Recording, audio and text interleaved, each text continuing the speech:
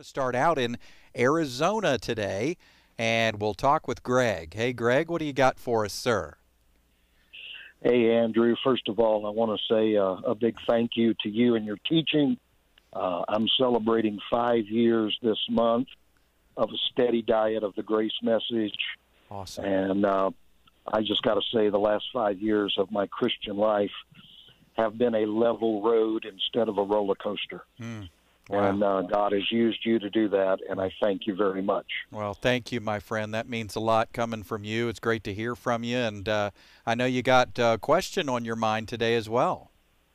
I do. 1 Timothy chapter 6, verses 17 through 19, Paul instructs Timothy to advise those who are rich to trust in God rather than the riches and to be generous and ready to share.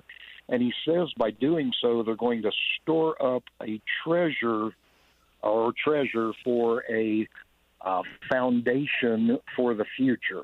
Mm-hmm. So my question is, what kind of treasure are they storing up as a foundation for the future? Yeah.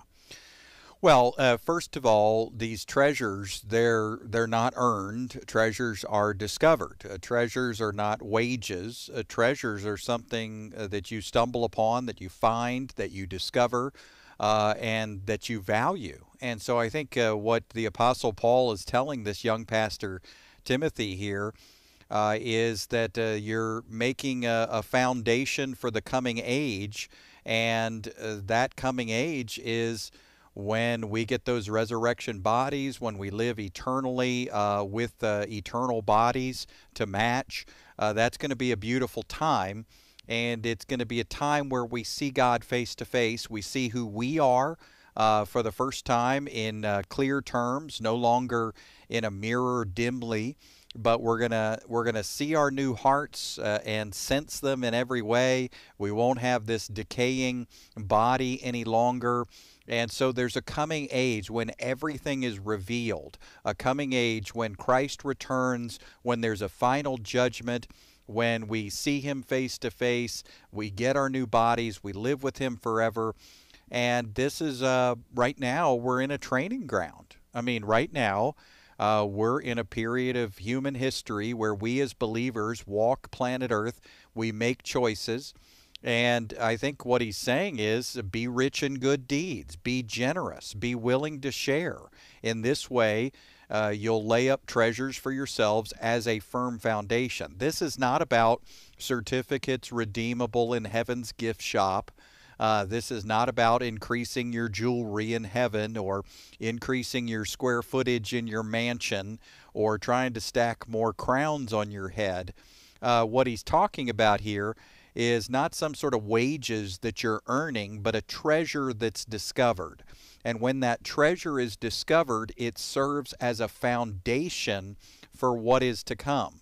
So the bottom line is, who is that treasure? Well, of course, the treasure is Christ Jesus, and he lives within us. In him is hidden all wisdom and knowledge, and I would say all generosity, and all willingness to share, and all goodness, and all kindness. And so God has the market cornered on generosity. The only reason we're generous is because he put his Spirit inside of us and made us generous.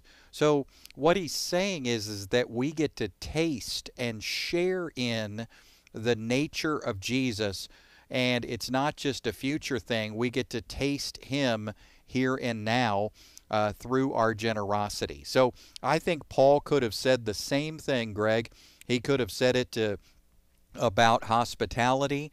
He could have said, let's be hospitable to strangers, because in that way we taste the goodness of God and we build a firm foundation for the coming age. He could have said, let's love one another fervently, because in so doing we lay a foundation for the coming age. He could have said, let's encourage one another, and all the more as the day is approaching, because this is a firm foundation for the coming age. So I think the wording here is really just, hey, we get to taste and share in the Spirit of God right here, right now. And as we choose good deeds, and as we choose generosity, and as we're willing to share, we're expressing Jesus, and that's what we're going to be doing on into eternity anyway. So I hear you. I mean, some people would want to read this through the lens of storing up all kinds of rewards in heaven, earning all kinds of extra jewelry and crowns and square footage. But really, Jesus Christ is our reward, and that reward begins right here, right now. And one definite display of who Jesus is generosity and sharing with others. So that's just the nature of God Himself. Thanks for your call today. Reach out to us there in Arizona anytime, Greg. Great to hear from you.